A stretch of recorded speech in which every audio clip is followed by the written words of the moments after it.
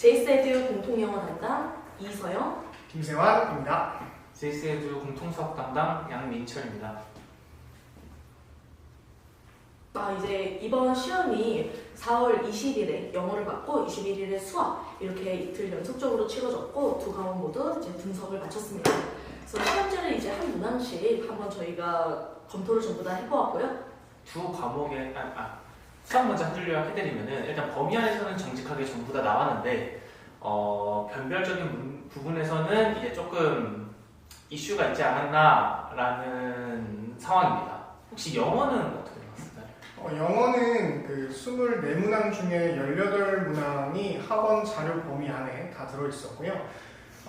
수학은 제가 알기로 다항식부터 이차 함수까지 정확하게 또 교과서 부교재 범위 그대로 낸 것으로 들었는데 성실하게 준비한 학생에게는 확실히 유리한 시험이라고 생각이 됩니다. 네네. 확실하게 이제 영어나 수학이나 성실하게 준비한 학생에게는 유리한 시험이 되었을 거라고 생각이 되는데 혹시 영어 관련해서는 어떤 부분에서 이제 변별점이나 이런 부분들이 생겼나요? 바로 설명드리겠습니다.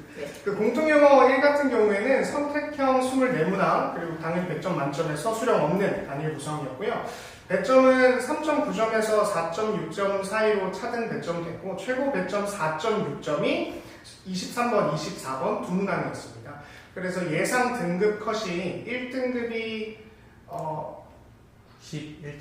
91점 정도 선에 나와 있고 2등급 컷이 거의 70점대 초반으로 난이도 자체는 조금 그래도 있지 않았나 2등급 기준으로는 그렇게 생각을 하고 있습니다. 수학 같은 경우는 어땠나요? 수학 같은 경우는 일단 점수차가 배점의 차이가 생각보다 많이 나는 상황이었습니다.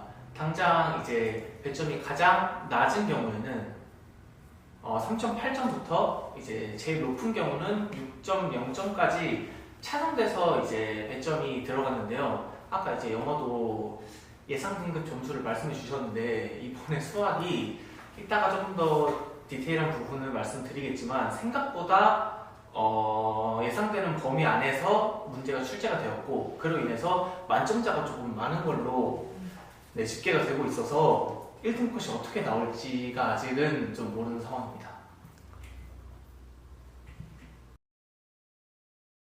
그래서 이제 영어에 대해서 조금 말씀을 해드리면은 이제 영어 시험은 문항 구성이 어떻게 됐었죠?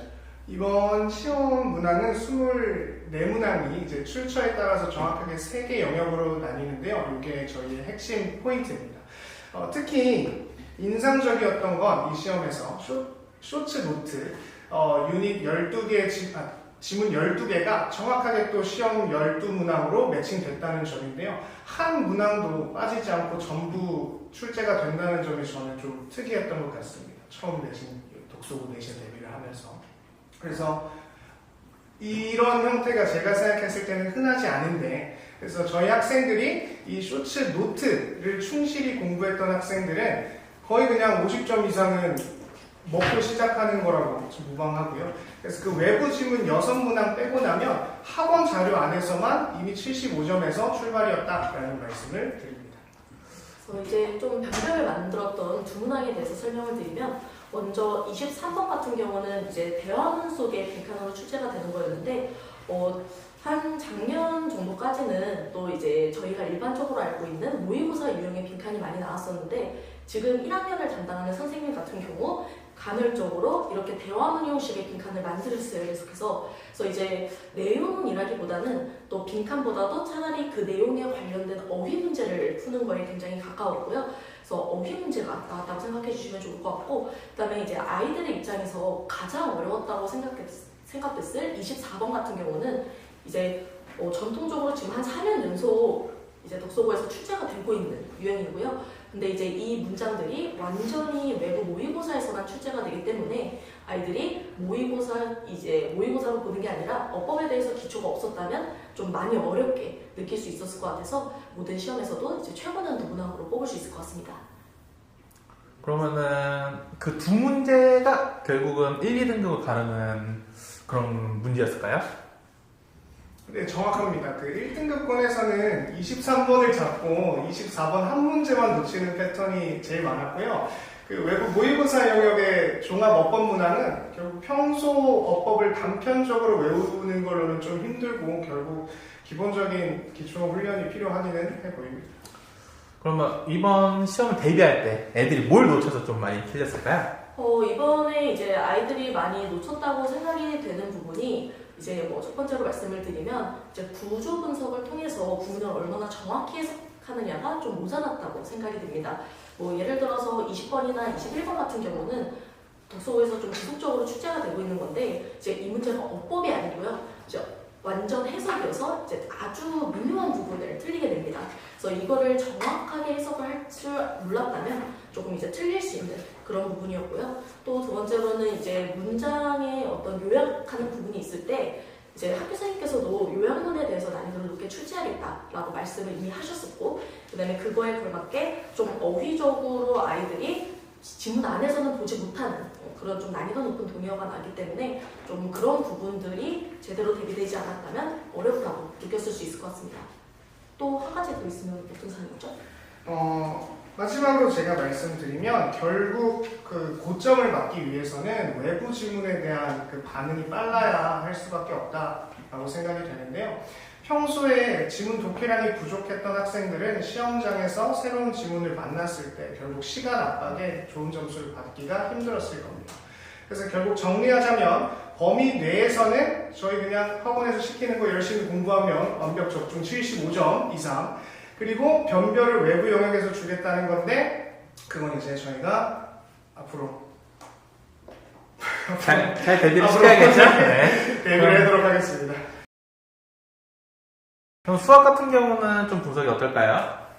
일단 수학 같은 경우에는 일단 학원에서 만든 수업 자료나 아니면 직보 자료별로 이제 적중 분석 퍼센티지나 아니면 어떤 식으로 적중 분석 됐는지를 리포트를 따로 올려드릴 거고요. 약간 결론적으로만 말씀을 드리면은 전체적으로 한 95% 정도 적중을 했다라고 말씀을 드릴 수가 있는데, 사실 이제 적중 분석을 95% 했다 하면 되게 적중 분석을 많이 한 건데, 이제 조금 문제가 있다면은 이제 지금 이번에 나온 덕서고등학교 1학년 공통수학 5학년 중간고사가 생각보다 이제 학교 수업 때 사용한 혹은 선생님이 주신 그 파일 안에서, 프린트 안에서 문제가 굉장히 많이 출제가 되었습니다.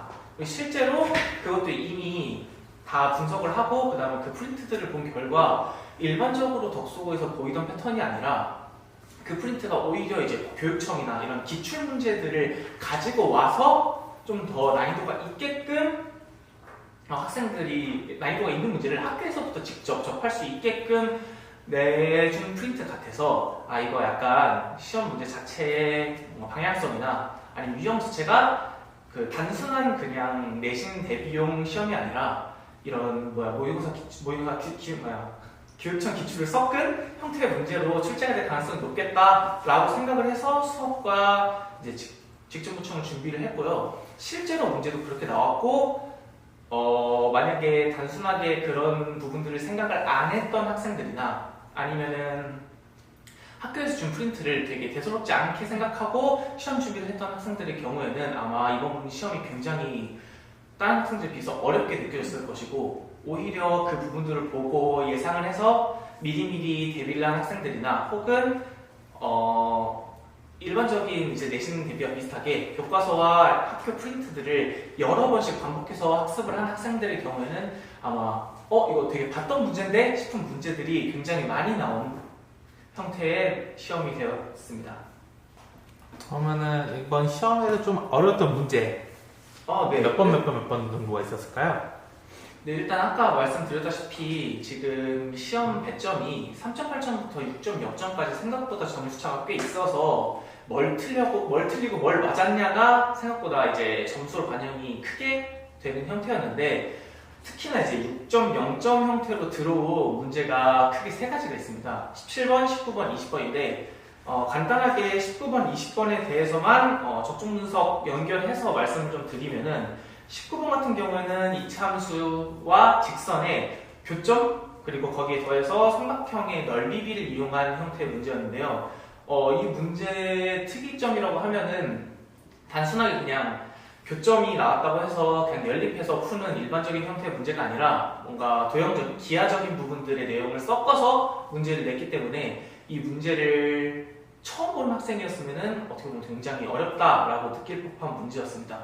근데 이제 이 문제가 학교 프린트에도 이미 같은 유형의 문제로 출제가 되어 있고 이 부분을 되게 어려워하다 보니까 이제 수업상으로나 아니면 직보교재에도 진짜 여러 번씩 다루면서 문제를 이제 공부하고 연습했던 부분들이라서 그런 이제 열심히 여러 번 반복 학습하고 유형을 익혔던 학생들의 경우에는 이 문제가 되게 새롭지 않은 이거 봤던 문제다 하면서 바로 풀었을 법한 문제였습니다.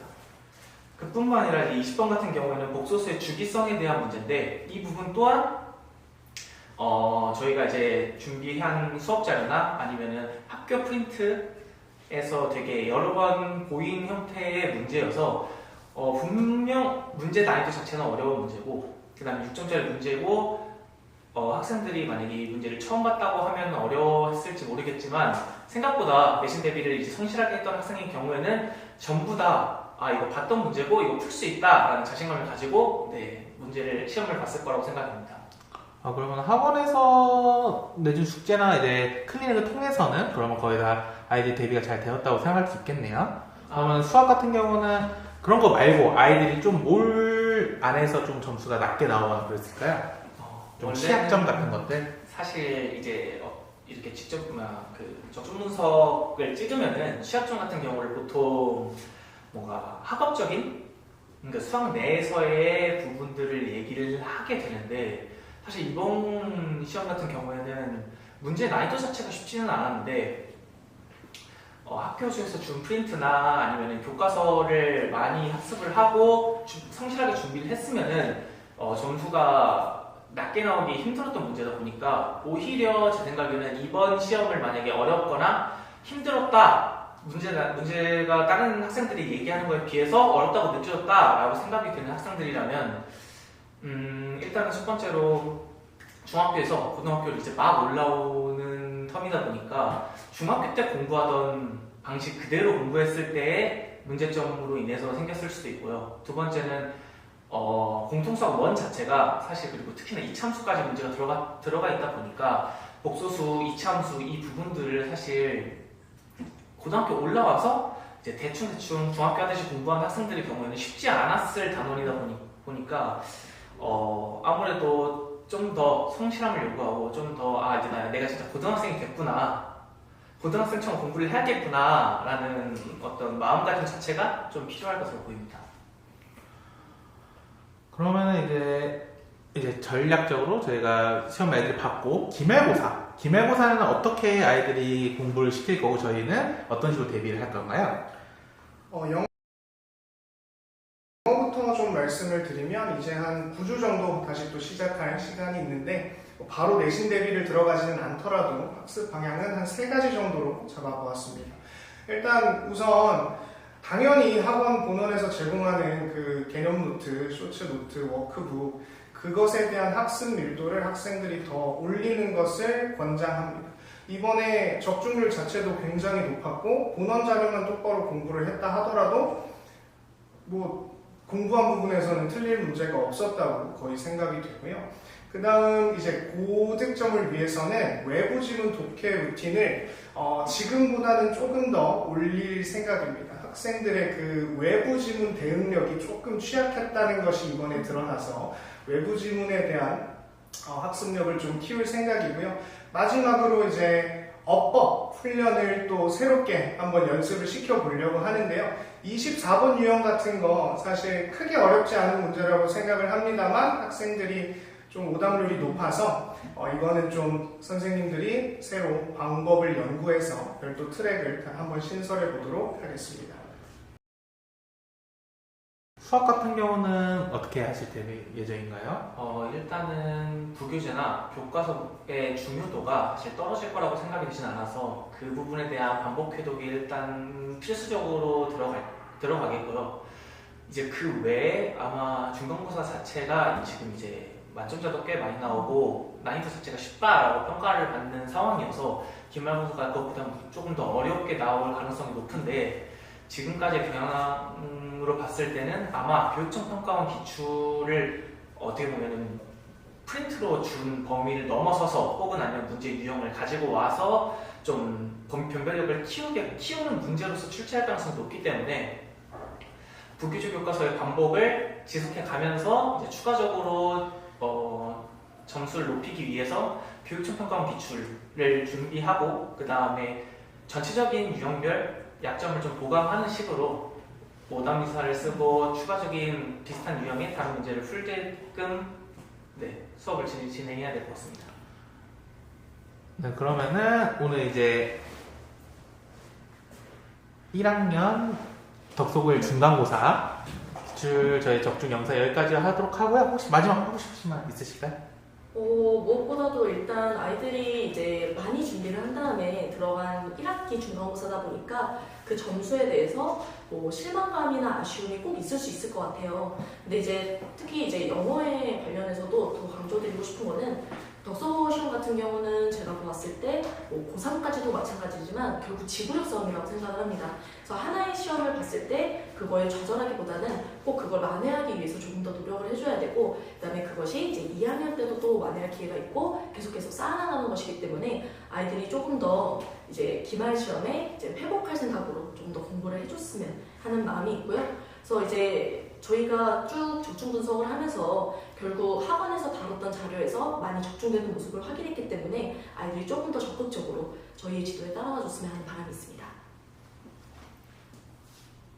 그럼 여기까지 덕소고일 적중 영상 마치도록 하겠습니다. 감사합니다. 감사합니다.